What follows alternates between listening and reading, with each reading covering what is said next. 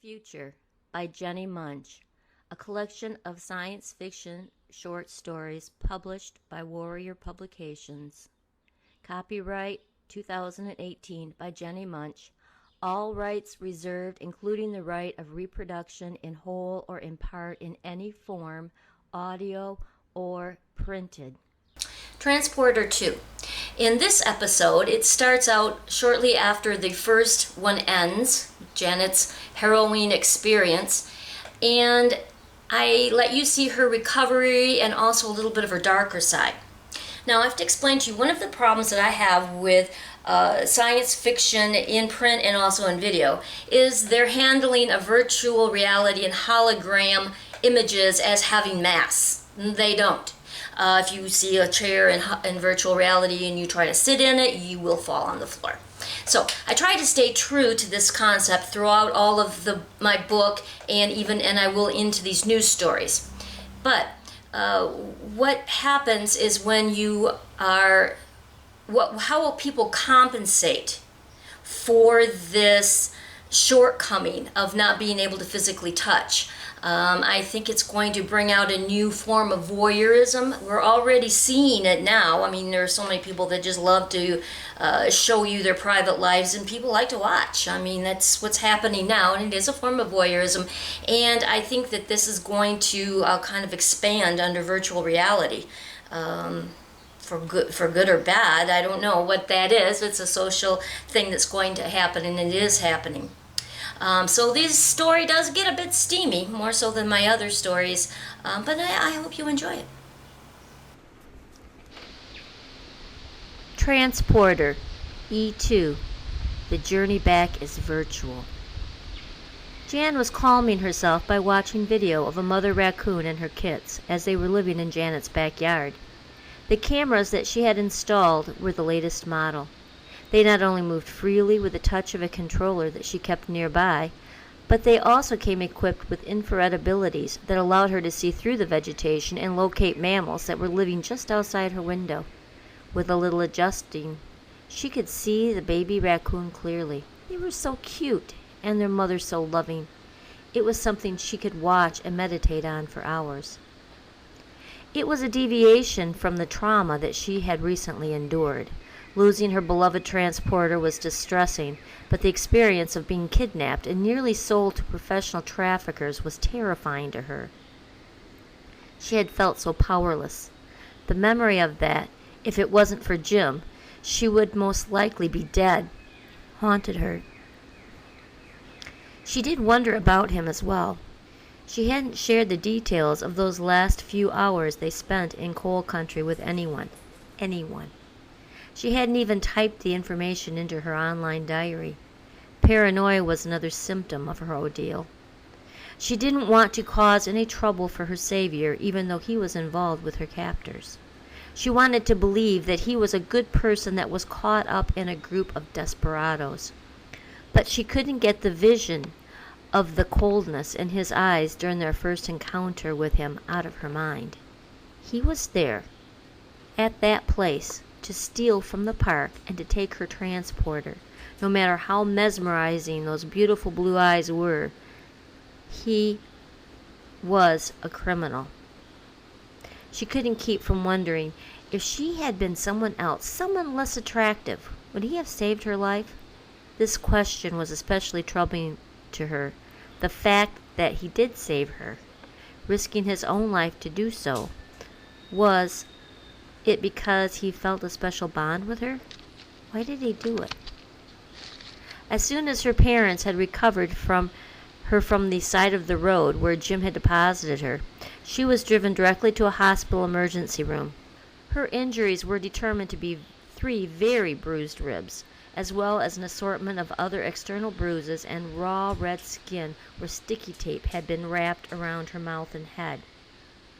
When the doctors pressed her into making a police report, she told the officers that she had no knowledge of who her captors were. The matter would be handled as a transport jacking, and her insurance company would replace the transporter. Now, here she was still dealing with the internal trauma, having difficulty working or concentrating. The dark memories wouldn't leave her alone. She was being haunted from the inside of her skull. There was a flash coming from the screen behind the one she was looking at, an alert that business-related messages had been received. Reluctantly, she clicked off the screen that she had been so captivated by to check the messages. It was from an old client of hers, very old. The elderly gentleman wanted to add a sunroom to his virtual reality rental. Janet was an independent contractor for Oogle History. This meant that she was qualified by them to assist their clients who rented space from their site. She could help them create walls and interior space in their rented virtual home, usually to make it look more like their childhood home. Her clients would often come to her with drawings that they made themselves to direct her in the creating of their floor plans. The process wasn't all that difficult, and Oogle History offered step-by-step directions, but most people didn't want to learn the program, opting to hire someone for the one-time setup instead. This work kept her busy enough, but also gave her access to virtual reality users who might be interested in her secondary source of income. That was converting traditional video into VR format. That allowed the user to insert themselves in the footage by way of programs that were written as tools for software engineers like Janet. She could take a traditional video and make it interactive to the viewer, letting their avatar navigate within the video after she had converted it. It was a lucrative business that she owned herself, but kept secret from Oogle people since they might frown upon her solicitation of their clients. This work could also be stressful for her. She tried not to know the backstories of the videos that were sent to her, but she suspected that much of it included images of people who were now deceased. Their loved ones wanted to be near them, sit with them, and relive those moments over and over. But this time it was an official Oogle business, and she was happy to help Mr. Brown with his addition. The work did help to get her out of the dark funk where her thoughts had been of late. After she was successfully finishing the Simple for Her project, and Mr. Brown had thanked her for her prompt work, she stretched and stood up. She wandered to the window and noticed how bright and sunny it was. She peered off into the distance where a field of berry bushes could be seen beyond her neighbor's house. It was a community park with well-groomed trails that meandered through a large wooded area along a river. She liked to go walking there often, and now the green trees beneath a brilliant blue sky were beckoning to her to return. She reasoned that it was just the kind of day for a walk, and she had already completed a work-related task. So she threw a few items in a small backpack and left by way of a back door. She walked briskly between the two fence rows that separated the yards of two houses that were situated behind her own. It was a shortcut to the park. She made quick work of climbing a low place in the fence that she often climbed across to give her the access to the park trails. After walking through a wall of berry bushes, she was soon on the edge of the forest. Sand and bits of tree branches were scattered with small mounds of tree root. She scanned the green foliage for fairies, both real and imagined. Green with bright spots, the sun was trying to enter this trail between the leaves and the sandy floor. It made her wonder, maybe I'm the fairy. She could hear people, picnickers and foragers all around her.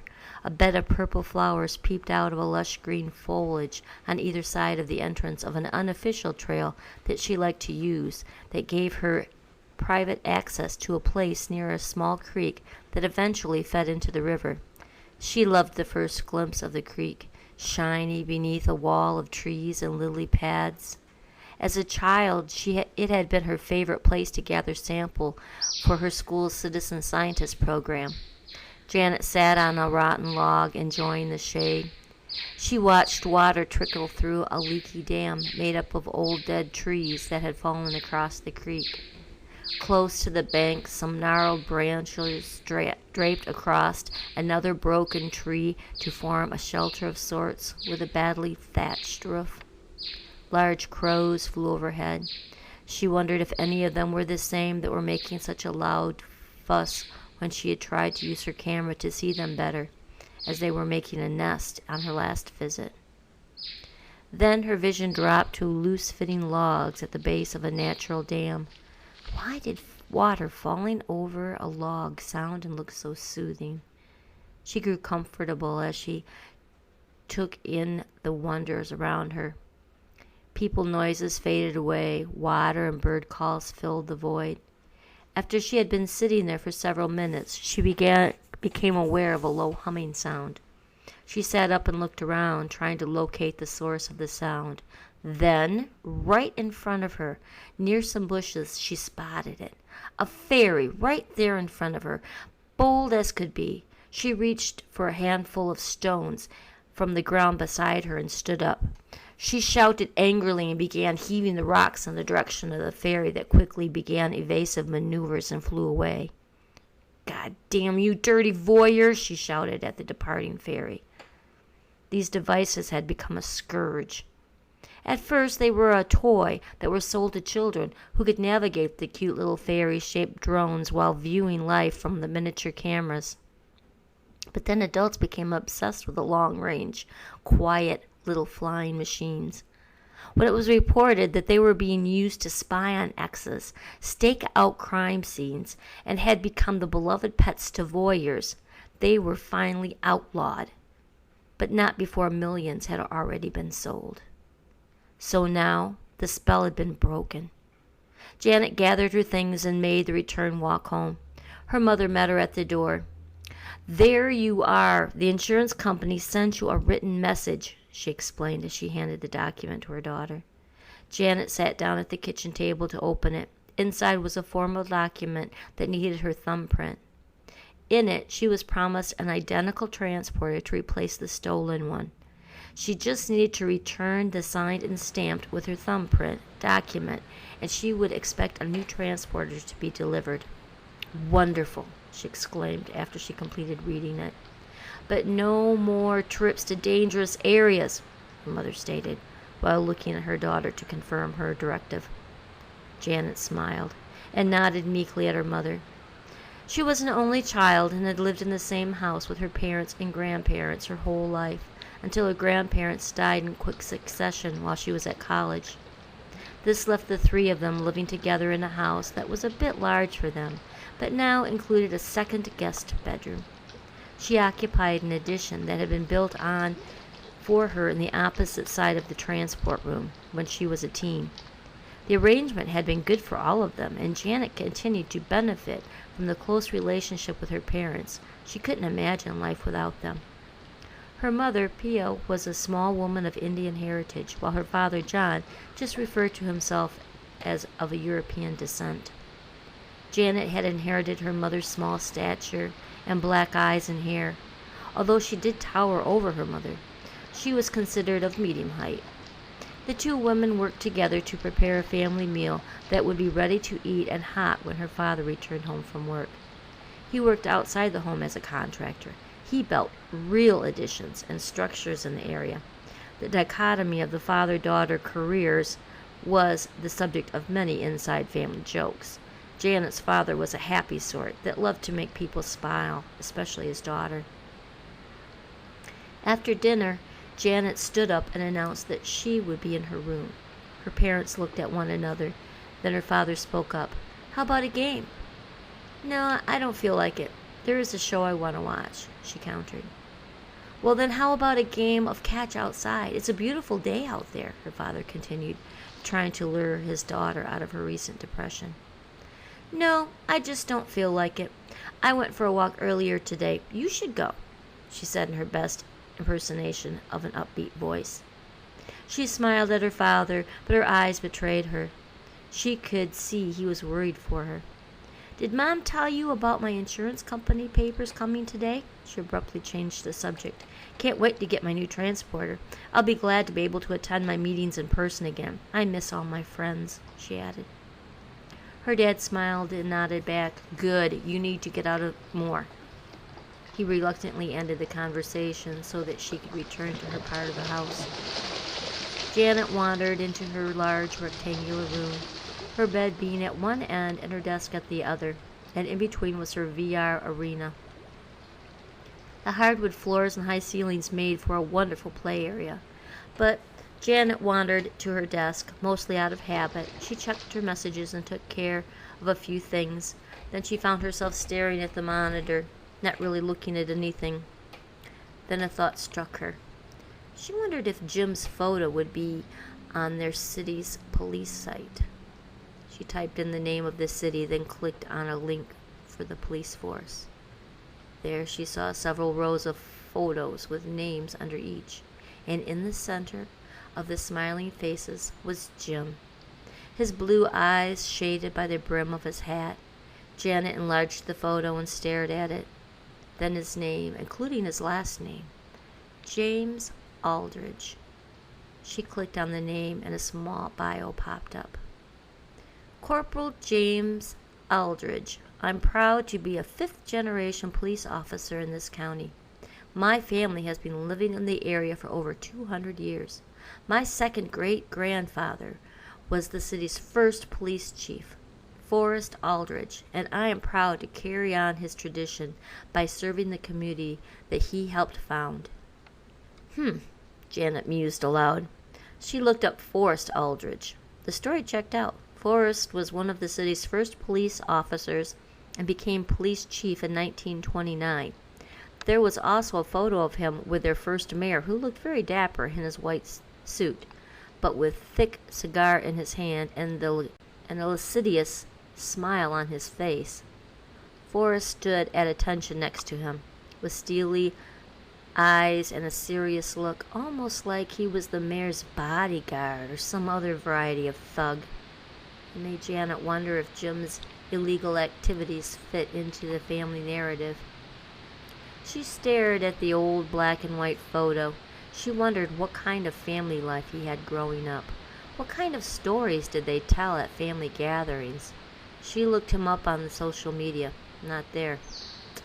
What was his wife's name, she pondered. She remembered that the waitress had used it. She remembered thinking at the time that it was a verb. Charity. So now she typed in Charity Aldridge. Bingo. Husband James, 2 children, cute photos, lots of family. She studied each available photo. Many of them were indoors at what appeared to be their home. She read any available posts. Jimmy works a lot. He likes to play games. He watches too much sports. Wait, what was that? She examined the home photos better. On their table, was that a voice-activated butler? She pulled the photo into a program that let her zoom in. Why, yes. Yes, it was. As a computer scientist, Janet knew a lot about voice-activated appliances. And that was why she didn't have any. The company that you buy them from usually farms out the audio to another company that has the required AI to interpret what the user wants the device to do. Then a signal is sent to fulfill the request. She had expertise was hacking into the secondary company's database in college. It was really just one of those things she did to see if she could. She could, and now she would. By midnight, she had located their account, their GPS coordinates, street address, so now she could see their home from above. Medium-sized house with a large detached garage, a shed, all located in a neatly trimmed acre of land surrounded by farm fields. And now she was going to listen to the audio. She was inside their living room. Damn it, Jimmy Jr., I said up now. Janet was startled out of her sleep by an angry female voice. It was coming from her computer. She had fallen asleep the night before while it was tuned in to Jim's home butler. It was late when she finally secured the link to its audio, so the house had been quiet, but now this angry shout was proof of the success of her hacking. She got out of bed, walked across the room, and found her seat in front of a dark monitor. The rustling sounds of people starting their morning routine were coming from its speakers. She bent her ear towards them, listening to the familiar voice. Jimmy, You going to pick up that canopy on your way home from work today? The female voice asked in a quieter tone. Yeah, came Jim's curt reply. I just want to get it here so that I don't have to worry about it later, she explained meekly. There's just so much to be done with the Easter egg hunt and all. There was a muffled sound of agreement. Why, Mom? You don't have to worry about Easter egg hunt. The Easter Bunny will take care of it, chirped a young voice. Janet could almost see the smile on Jim's face when she heard a soft chuckle. That's right, Caroline, but your mother is worried about fixing dinner for everyone, so you'll have to help her with that. Jimmy Jr. and I will set up the tent. Can I help? Sure. She'll just get in the way, protested Jimmy Jr. A small tussle seemed to ensue between them when Charity scolded and put an end to it. Come on, Jim announced with the sound of a chair being pushed from the table. I'll give you two a ride to the bus stop. Can we sit in the back? Carolyn begged. Sure, you just gotta sit down, Jim said firmly. And I mean you too. Janet inferred that he was talking to his son, since he could be heard making objections. She continued to listen until she heard the slam of the door and the chink of the dishes being gathered. She sat back in her chair and considered what she had just learned. Was he really just a hard-working family man? How could a thief and drug dealer have such an ordinary home life? Janet stood up and stretched, looked at her monitor. She verified that it was nearly the time of morning that she liked to get up by. Then she took her robe off a hook and followed the smell of fresh brewed coffee into the kitchen. Her parents were both sitting at the table. Good morning, sweetheart, her father announced. Janet bent down to receive his usual kiss on the cheek. She couldn't imagine life without this morning ritual. Did I hear shouting coming from your room? Her mother asked. Did you fall asleep with your monitor on again? Yeah, Janet answered while pouring herself a cup of coffee. You know, that is a drain on the battery, her mother chided. Sorry, I accidentally fell asleep. She took a seat beside her father. So, do you have a busy day ahead? Her father asked. Oh, just the usual, Janet answered. How about that new transporter? Have you found out when it should be delivered? Janet gasped. Oh, I forgot. I need to send those papers back. I'll do it this morning. She took an apple out of the bowl in the middle of the table that was full of fruit. Then she cut it in half and slathered one side with peanut butter before taking a bite. It was a bit awkward when she looked up and noticed both of her parents watching her. They both smiled and looked away when they noticed she was looking back. She could see that they were still worried about her. She wished that they wouldn't. She needed to act normal, like nothing unpleasant had happened to her. She didn't like to worry them, even though she knew that she could never tell them the whole truth. That was what they wanted. They wanted her to tell them what happened. They wanted her to be normal again. And both of them worried that it would never happen if she didn't talk about it, talk it through. Janet didn't want to break the connection to Jim's butler. She didn't expect to hear his voice again until his shift was over, maybe 5 or 6 in the afternoon. So she turned down the volume and let the muffled sound of Jim's home play in the background as she worked. Every once in a while she'd hear Charity's voice shout a command to play music or make a phone call. Then she'd hear one side of the conversation as Charity's planned a large family dinner. Janet didn't even know how to cook. Charity's life was so different from her own, even though she believed that they probably were close in the same age. Janet wondered what grade she had finished in school. Were she and Jim high school sweethearts? But he didn't get home at 5 or 6. She listened eagerly, but was only able to eavesdrop on Charity and the children talking, eating, playing the television. But Jim's voice was missing. Janet had her evening meal in front of the monitor. She found herself anxious to hear his soft, firm voice, but it wasn't there. It wasn't until late that night, after the children and their mother had went to bed, that she heard the sound of the front door opening. Then quiet footsteps and someone sitting near the speaker. She turned the volume up as high as it would go. Now, she thought, she could hear a sigh. She put her ear next to the speaker. Maybe breathing. No, it was someone inhaling something, maybe a cigarette, she imagined. Him sitting there alone, having a smoke. After a few minutes, there was another muffled sound and a command to play Army. Then the sounds of someone standing and making movements that corresponded with the game. She considered this a moment. He's playing VR, she mused. Then a new thought occurred to her. Cameras. He was playing a full-body game that resided on a system that required cameras.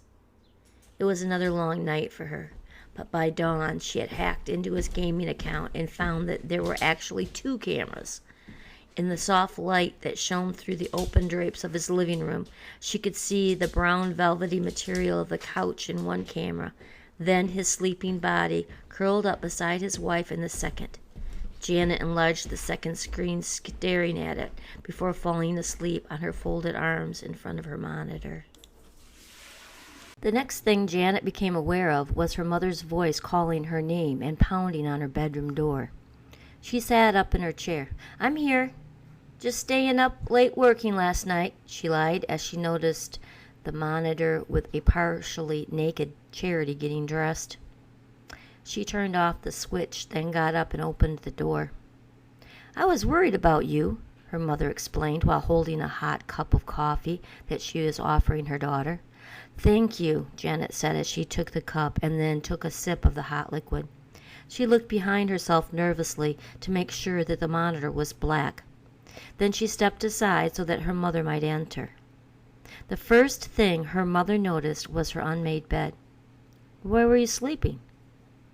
Then she looked up and down at her daughter, who was still wearing the same clothes as the day before. At my desk. I accidentally fell asleep there," she explained. Her mother was examining her daughter's face, especially her red eyes. It was the second night in a row that she hadn't gotten enough sleep, and her face showed it. "What is so important that you fell asleep working?" Janet sighed. "It was just a big project that came in. I just became so interested in it that I couldn't stop working until it was finished." "Did you get it done?" Yeah. In fact, I plan to take a nap now." Her mother took the cup back from out of her daughter's hands. "That's a good idea. You should undress and sleep for a while. Then I'll make you a nice lunch when you wake up." Janet nodded meekly, not wanting to give up the cup, but acknowledging that she was right. She shut the door behind her mother as she left, and then she spun around and faced the monitor. She turned it back on, then split the screen so that she could see from both cameras.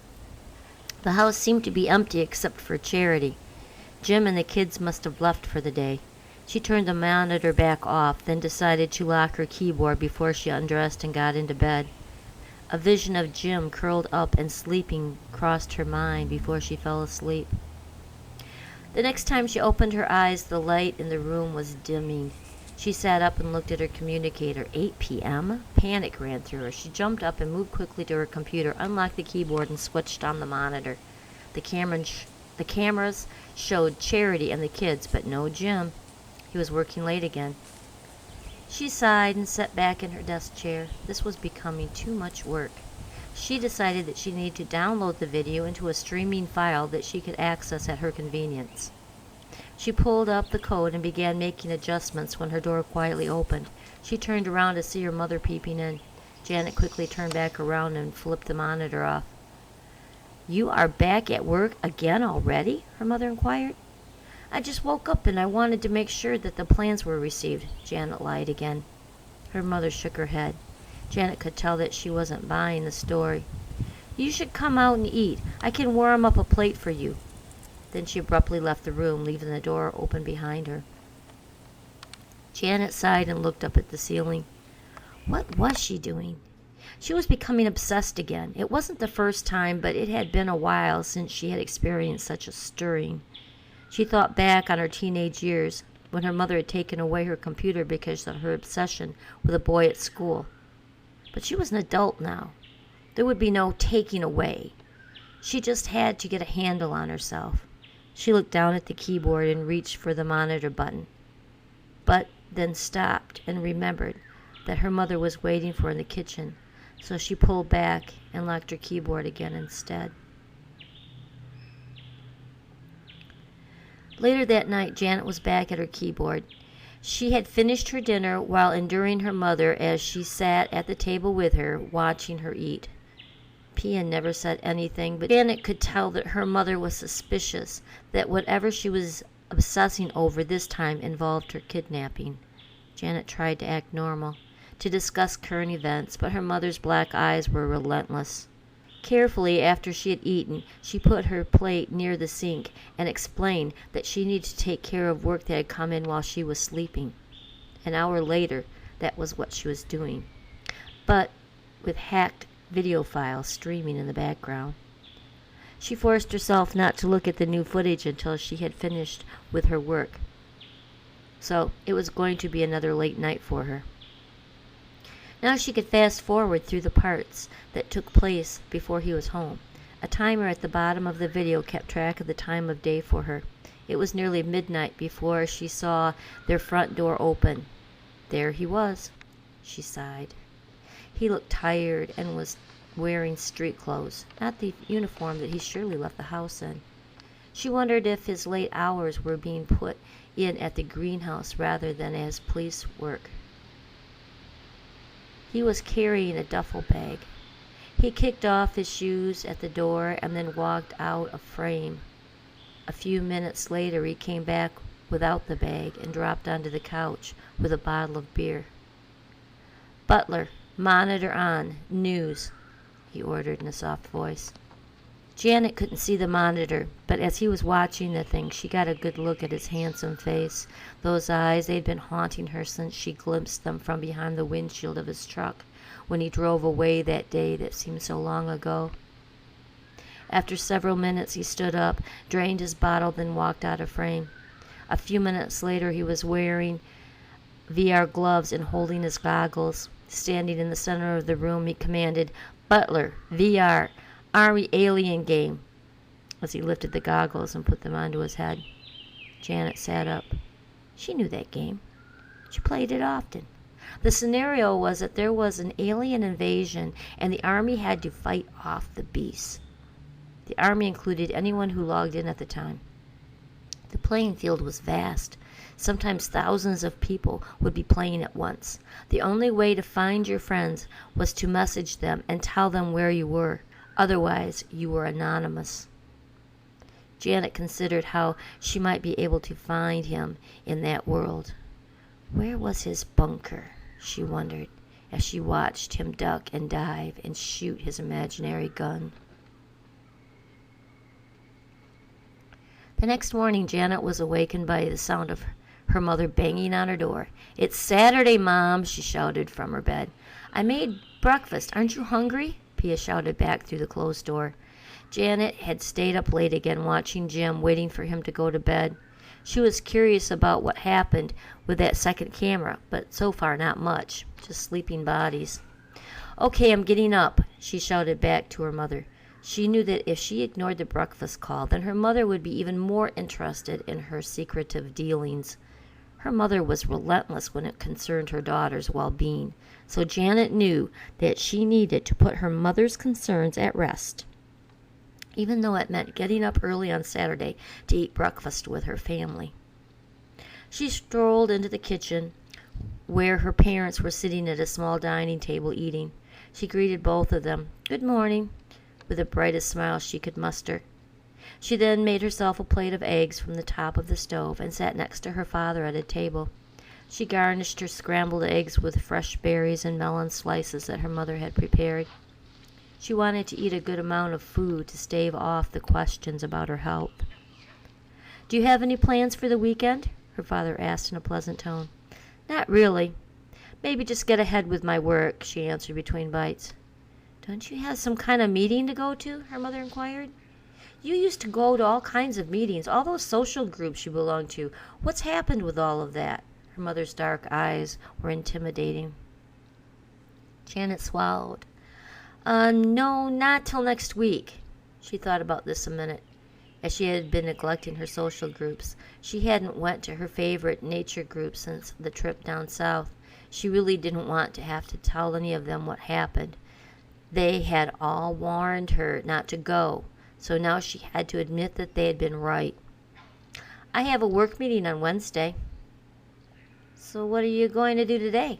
Her mother chimed back. Want to go shopping with me? We can get lunch downtown. Janet did not want to spend the day with her mother. No, I was planning to take my sketch pad to the woods and try to do some nature drawings.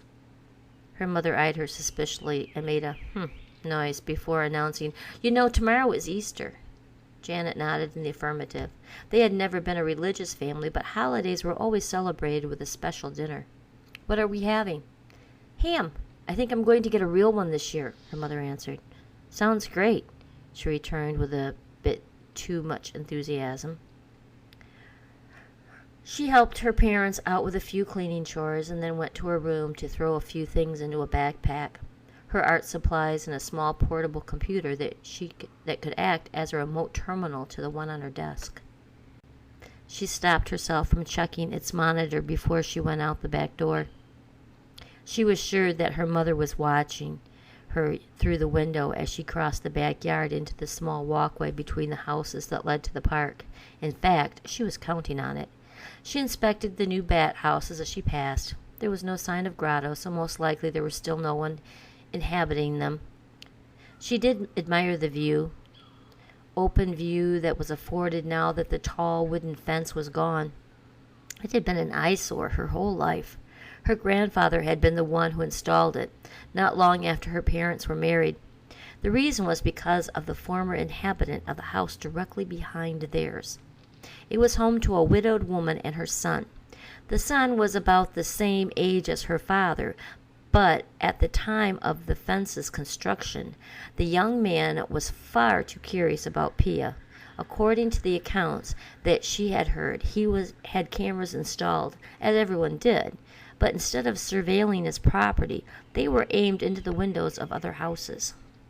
Janet remembered him as a creepy old man who rarely went outside.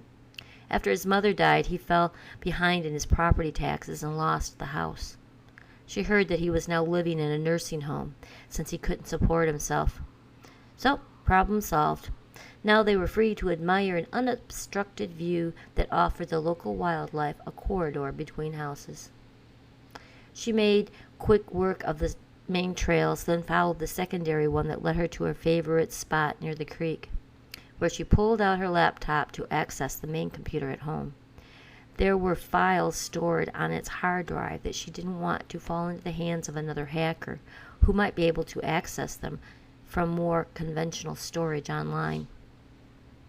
A little weasel playing in the bank almost escaped her attention as she unfolded the screen. A tiny detached keyboard let her type in the password that gave her access to the stolen information on her home computer system.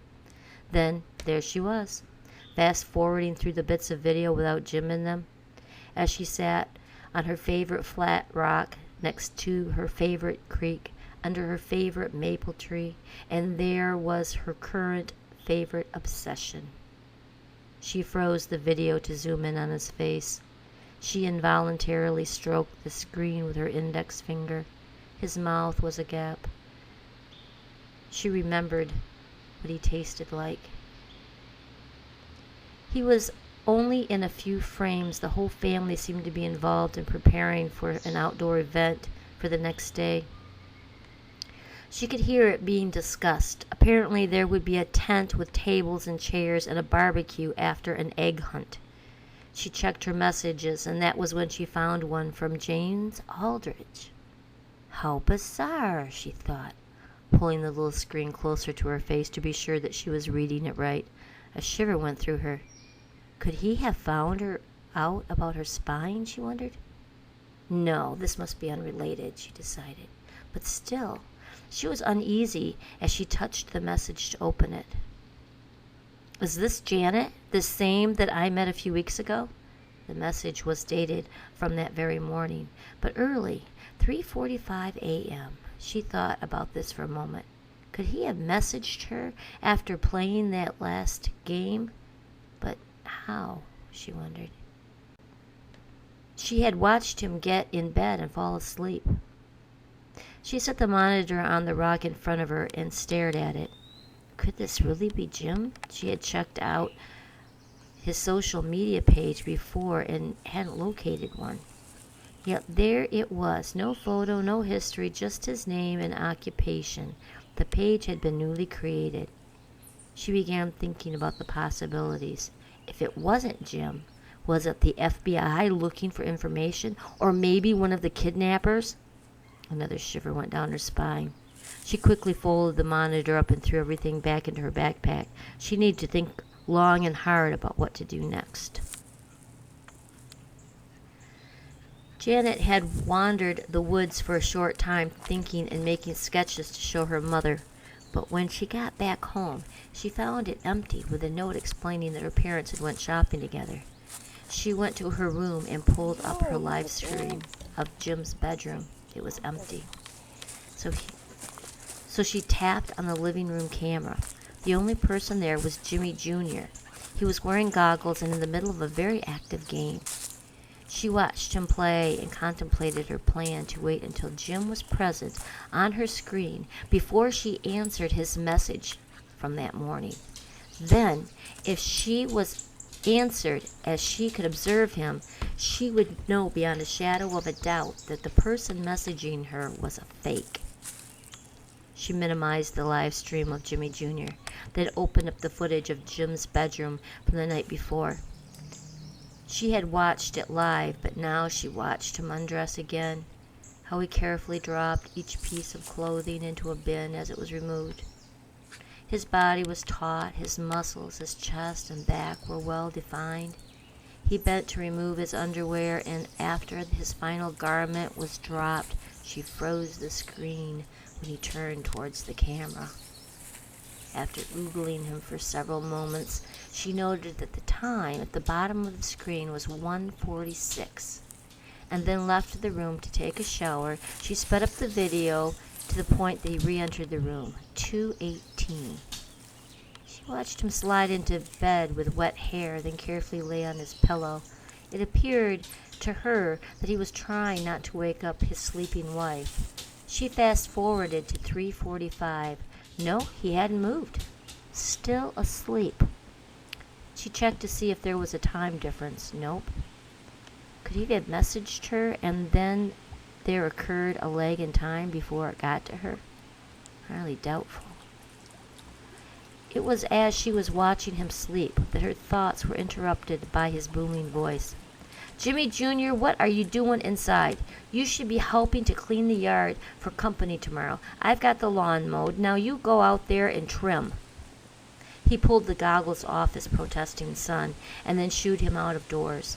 He left the room and came back and dropped onto the sofa with a bottle of beer. She could see beads of perspiration on his forehead and the wetness around the neck of his t-shirt. Butler, game off, monitor on, baseball. So this was her chance. She pulled down another window, this one with her social media page and messages. She was always careful online. She had intimate knowledge about hackers, so she never entered any important information, like her address or schedule. She carefully reread the messages and then typed, "Yes, this is she." Then pressed the enter key and sat back to watch the small video of Jim relaxing on the sofa.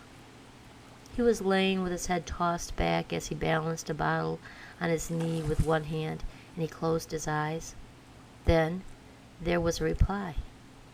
"I'm so glad I found you. I was worried about you. Are you okay?" Janet's eyes moved from the message to the live stream of Jim. He had fallen asleep. She said aloud as she curled a finger under her chin. This was the scenario that she had expected, so now she needed to figure out who the imposter was. "Good," she messaged back. "How are you? What happened after you dropped me off?" "Not much, but hey, I really want to see you again. When can we get together?" There was a distressing urgency to the message that made her skin crawl. "Sure, but how did you find me?" There was a brief wait as fake Jim concocted an answer. "I just looked up every Janet McDougal until I found you." Janet thought about this. She didn't remember telling Jim her last name, but he could have found out from the crime report about her missing transporter.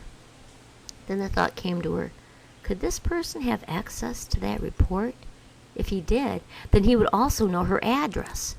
Then she thought of something even more chilling, the transporter. There were papers in the transporter that had her name and address on them. Something clicked inside her. She knew who this was. This was the guy who kidnapped her. A wave of panic washed over her. Then she began to type. "Jim," she started, "I don't think we should contact one another. I never told anyone about you or the details of what happened, but the insurance company called the FBI and they questioned me. I just stuck with the story that I gave the police report, but they might be watching me. They might be tapping into my phone, watching my house. You should stay away," she said She sat back and waited for a response to her lie. There wasn't one. She watched the screen for several minutes, then began pacing. Did it work? Finally, she minimized the screen and opened one in the backyard. The raccoons always calmed her. That night, she was surprised to find some action in the bedroom. She had the video streaming behind a work-related window with the Butler audio muted. It was the flash of Jim carrying his wife over his shoulder into the bedroom that caught her attention. She enabled the audio. Jim's wife was trying to stifle her laughter, complaining that the kids would wake up if they weren't careful. He then slapped her hard on the rear, making her involuntarily shriek before he threw her onto the bed. He tumbled on top of her, pulling at her clothes until he managed to remove them, kissing each area as it was revealed. Janet watched from a maximized screen. There was the passion that he had hinted at on the night he had rescued her. His kisses, she remembered them well. She dreamed about them. She wanted to be under him, feeling his weight on her, taking in the unique musky smell.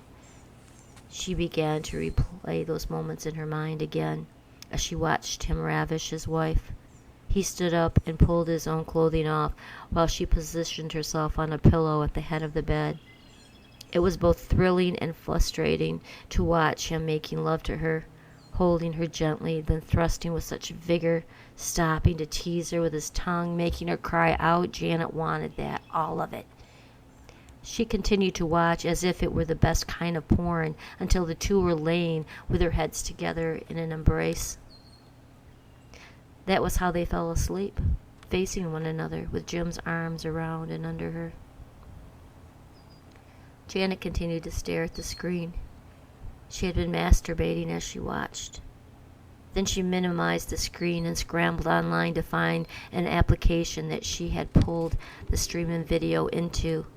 Within a couple hours, she had converted the bit into a VR format. She found her goggles, then replayed it. Now she was free to move around within the video, get close to the action, view it as though she were in the room with them. She walked in front of Jim after he had tossed off his clothing and froze the action. She involuntarily reached out to him, swatting through the projected image. Then she placed herself in the line of his gaze as he was looking at his naked wife so that she could feel this look for herself. It made her gasp.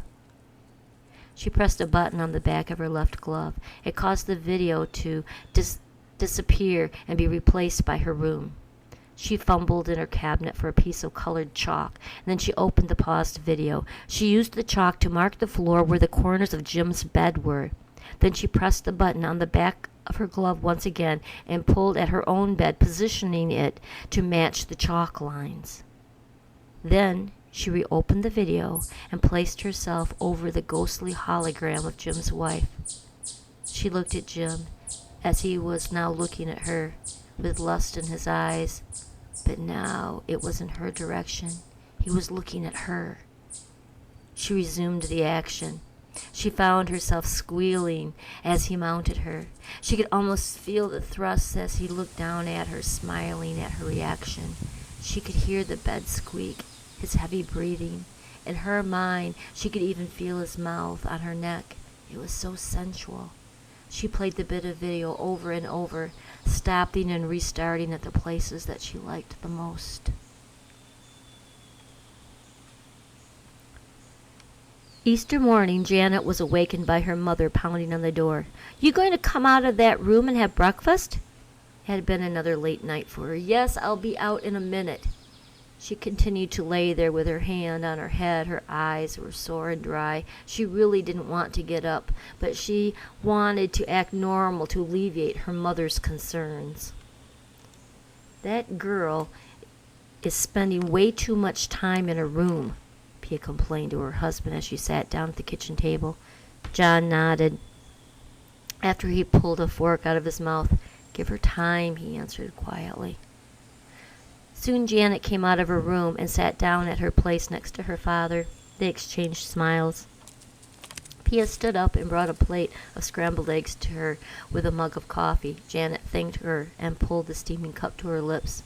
"Your Aunt Alicia and Uncle Tony are bringing Dondi here for dinner tonight. Won't they be nice?" Pia said in a cheerful voice. Janet made a smile and nodded with enthusiasm. She hadn't seen her grandmother in several months.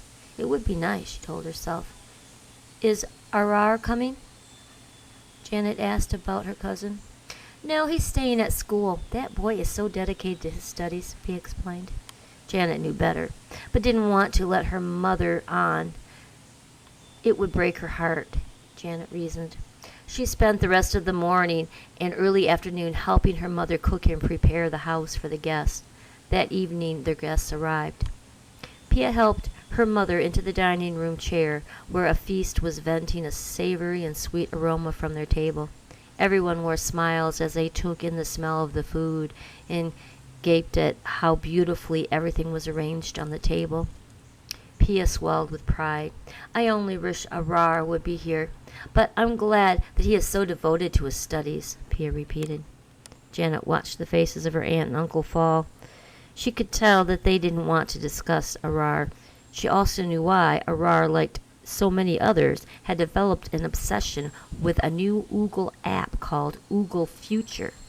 It was an amazing world that featured an urban utopia where people used fast motorbikes that could zoom recklessly down the streets or soar high above the buildings. The sensation of flight was amazing, and you could use your scooter to fly to Europe, Asia, or Africa, or anywhere on the planet at any speed. You could run through other tourists, though it was considered rude, since they were all projected images anyway. It was a very addictive world. Everyone was visiting it, often hooking up with friends to go on adventures together. Unfortunately, it was too much fun for many who had a hard time adjusting to the real world afterward. After several moments of awkward silence, Janet, who was in an especially good mood, piped up with about an article that she had recently read. "Did you hear the good news about the poles? Scientists have verified that they are beginning to refreeze." "Oh, that is great news," Janet's Aunt Alicia sighed. There was a small discussion of how they had heard that there had been unverified studies on the subject, but the new study had now made it official. As John was helping fill Dandy's plate, he had a thought. But what about the northern Sudanese? These were the displaced people whose homeland had become a desert because of climate change. They had become trapped in a sand-blown barren land until they had given the opportunity to be transported north to colonize new land in Greenland and Iceland that had opened up because of the glacier melts. It was a difficult transition for them, but those who chose to inhabit the new lands were helped by the United Nations to adapt. The abundant fresh water, sea life, the rich unpolluted soil, and was a new Eden for them. They were the new northern Sudanese, and they were thriving. "I'm sure they will adapt. The refreezing is happening very slowly," Janet explained between bites. Her father looked over at her and smiled. It was the best mood he had seen her in a long time, and he was happy for the improvement. The rest of the visit was pleasant, but Janet was glad to be able to get back to her room. She was anxious to check Jim's surveillance cameras. It seemed that most of the action that day had been outdoors, so after reviewing the streaming video, she minimized the live stream and moved it to the top of her monitor so that she could work on other things in the foreground while keeping an eye on the empty living room. But it wasn't until evening that she noticed activity. She maximized the screen while Jim was entering the room with someone in tow. She squinted at the screen, then gasped in horror as she realized that it was her former captor. "How can he be entertaining that man?" she screamed inside of her head as she watched the two take seats near one another.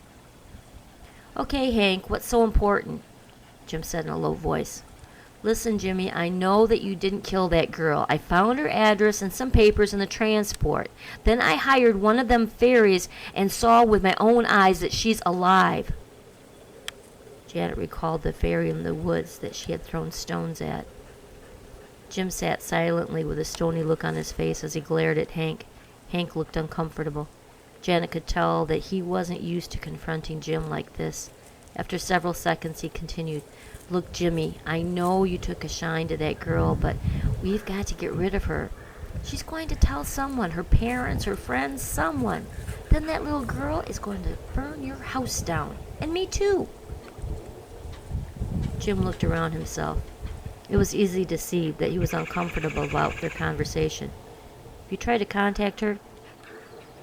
Hank swallowed hard, then continued, "Yeah, I found her social media and sent her a message." Jim moved to the edge of the couch and looked alarmed. "What did you say?" "Well," at this point, Hank produced a communications device and began manipulating it as he continued. "I pretended that I was you," he explained, then handed the device to Jim. Jim looked down at the thing, reading the exchange of messages. Then he shoved it back at Hank. "Don't you ever pretend to be me again, you understand?" Hank took the communicator and looked frustrated. "But what about the girl?"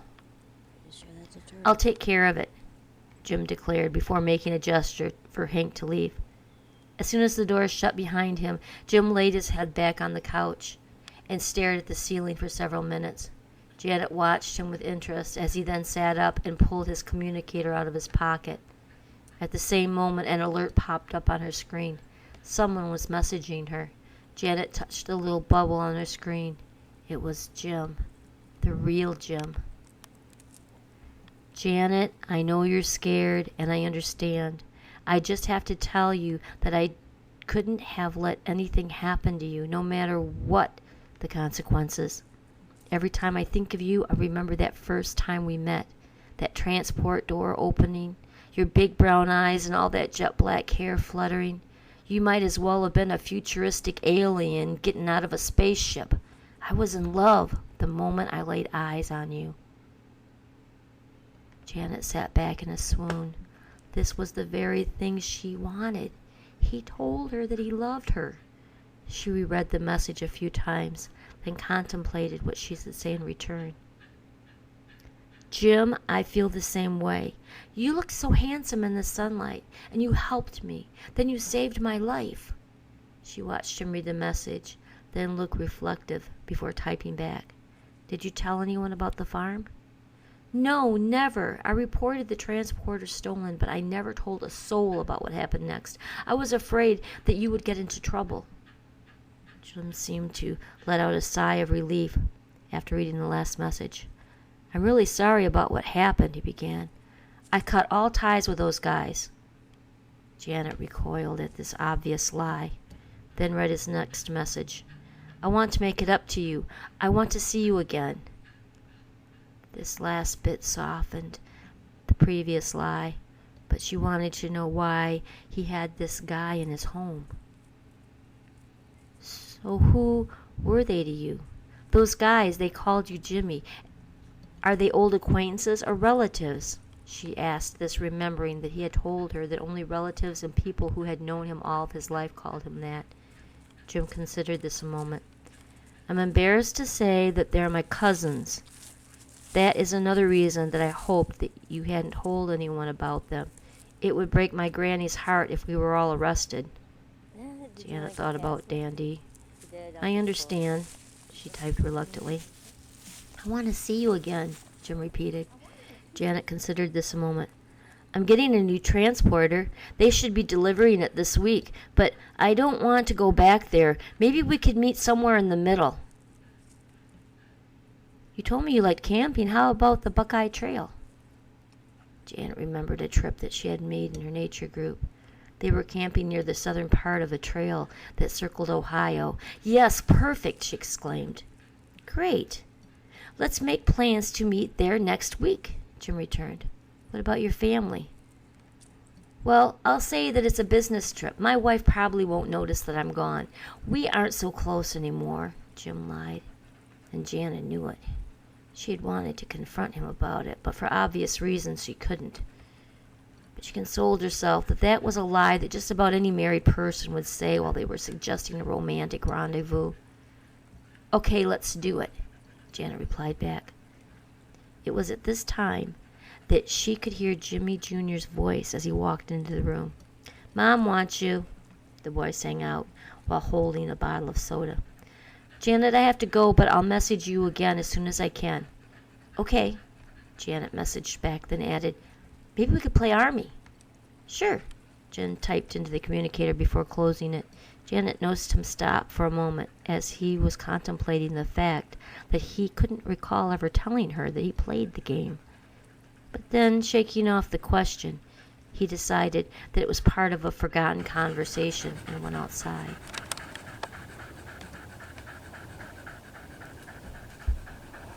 That evening and the next day, they exchanged a series of short messages.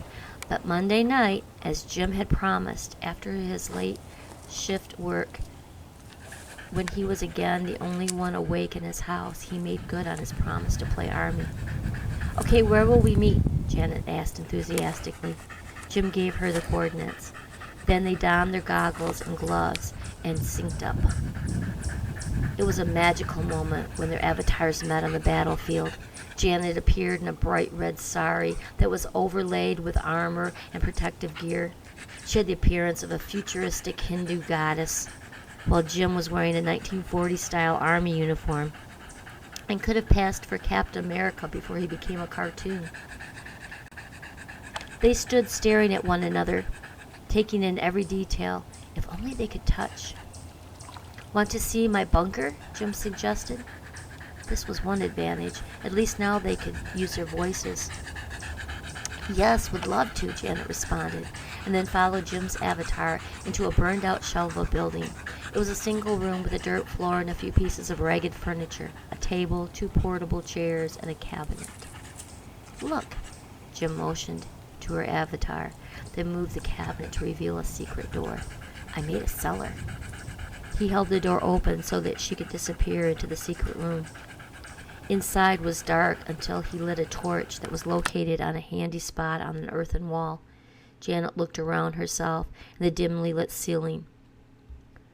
It had earthen walls and floor with wooden poles that appeared to be trees felled from the nearby jungle. Jim took another torch from the wall, lit it, and motioned for Janet to follow. They made their way along a tunnel that ended in a set of stairs. Jim climbed up to the top, then threw open another door. It immediately filled the dark tunnel with light. He set the torch back on the wall and then bent down and motioned for Janet to follow. When they poked their heads out, they were now in an Italian piazza. There was a burst of imitation sunlight that other avatars as well as fictional 1940s era animated characters were roaming around the square. Most of the buildings were tattered and dusty. Others had been partially or fully destroyed by bombs. But there was one lively storefront that looked to be a place that the military gathered. Swing music was coming out from its broken windows. Jim's avatar took the hand of Janet's avatar and pulled her towards the music. Janet could almost feel his fingers. She was willingly following. The music was loud, and several people were dancing.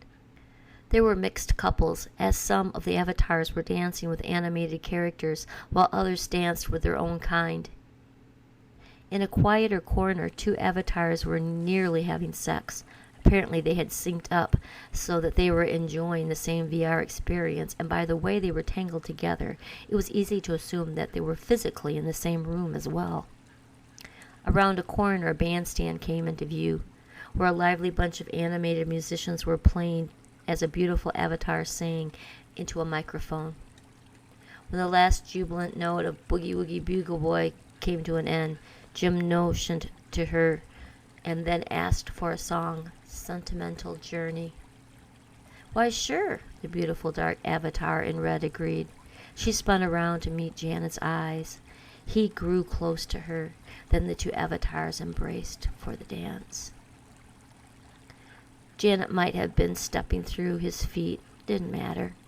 But what she did notice was that his steps were smooth and well rehearsed.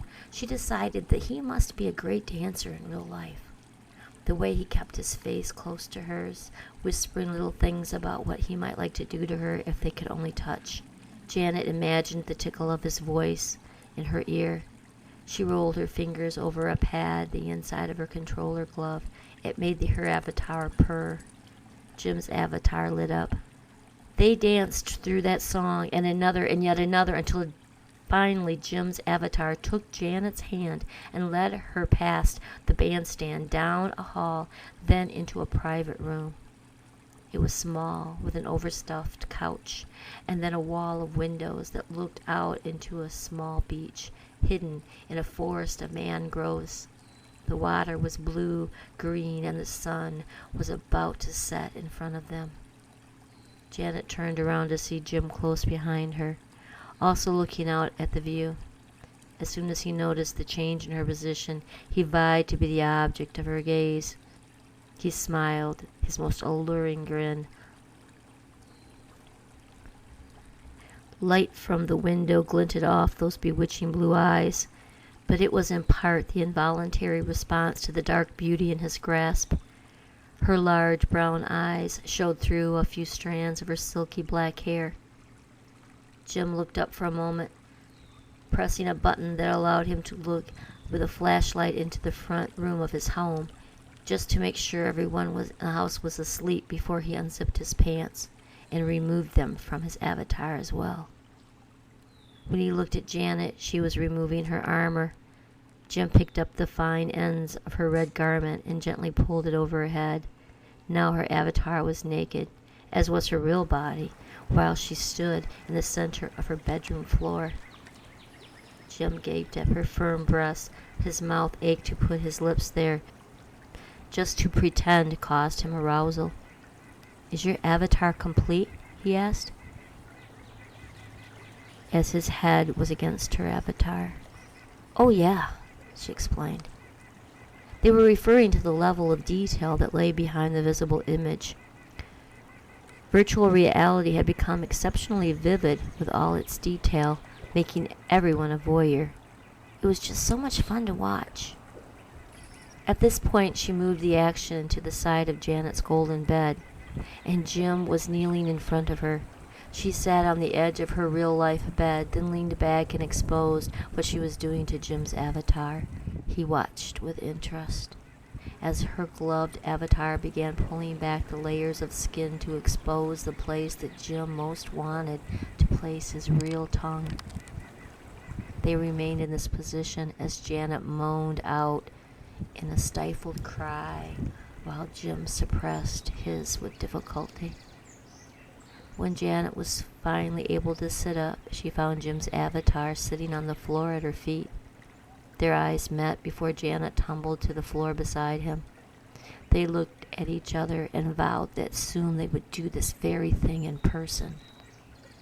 Then Janet wrapped her arms around Jim's avatar as he had summoned a magic carpet, and they were about to fly out of the long window into the setting sun, then farther out into space, where the sky was dark in the places between the stars and the moon. It was a lovely evening.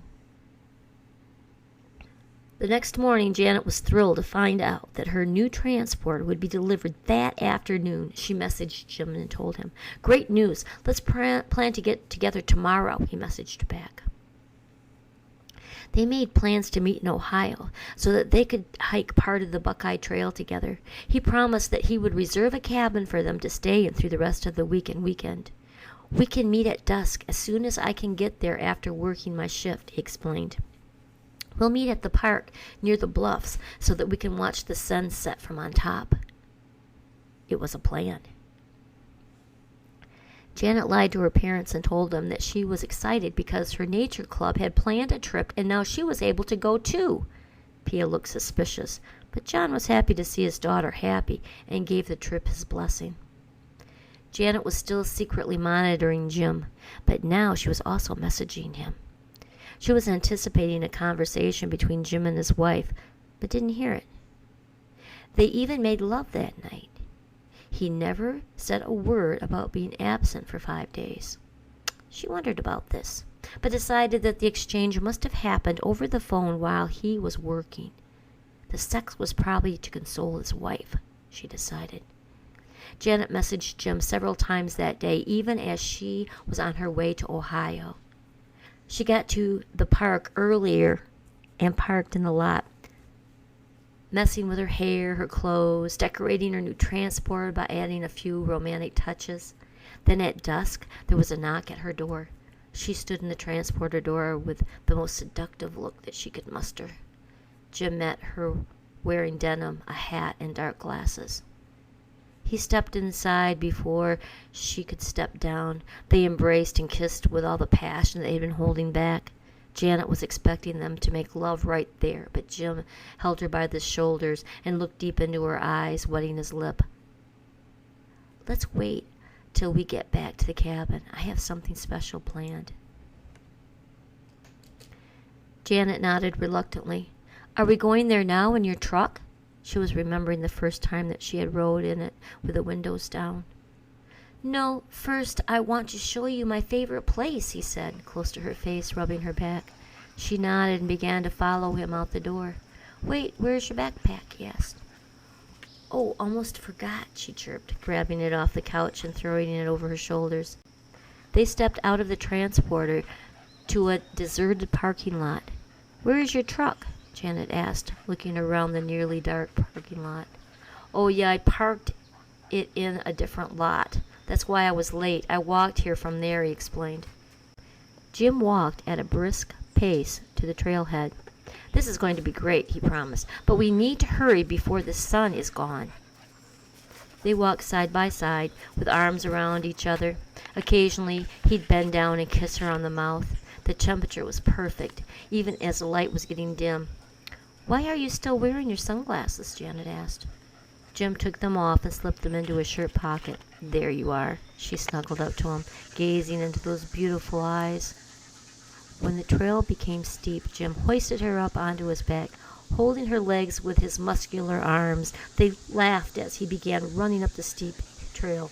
Janet wondered at his strength. So romantic, she marveled to herself. When they finally got to the top, he let her down so that he could catch his breath. "You are heavier than you look," he teased. Then the two of them stood near the edge of the great bluff. The landscape below was a beautiful green, with a blue hazy cast in the distance. The sun was setting in a beautiful orange with a tinge of pink. They stood watching it together. Then, as soon as it disappeared, Jim pulled her in front of him. He held her up by the upper arms with both hands and pulled her off her feet to meet his lips. She closed her eyes and gave herself up to him, with her feet dangling, and then he held her over his head, looking into her eyes the whole time, as he tossed her over the edge. She flailed and looked up at him with surprise, but then the shrieking started, and Jim looked around himself for witnesses, but there weren't any. A soft thud ended the cries.